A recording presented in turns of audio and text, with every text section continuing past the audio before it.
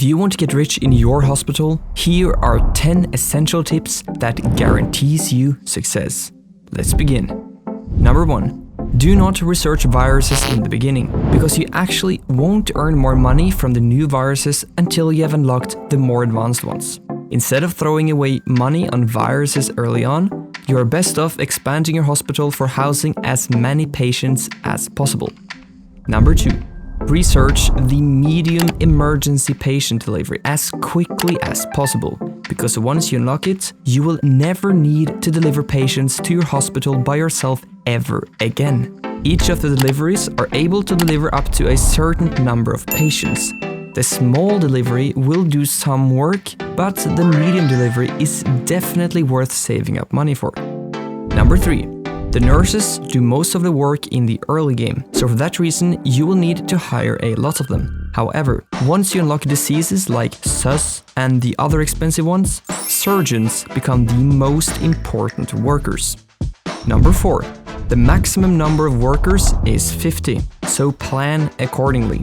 You should, among other, never hire more than 20 nurses, because you will end up needing to fire them for surgeons in the late game, losing you a lot of money.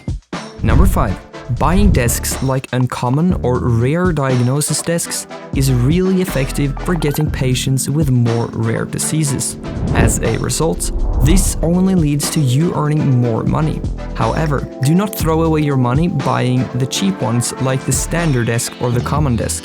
Rather, save up for the uncommon desk or rare desk once you have unlocked SUS. Number 6. If you don't care too much about how your hospital looks, by deleting the hospital walls, decoration, as well as the floor, you will get a good amount of money you can spend on more practical things like beds and nurses. But don't get me wrong, the $25,000 you start with is still a solid amount to buy things with.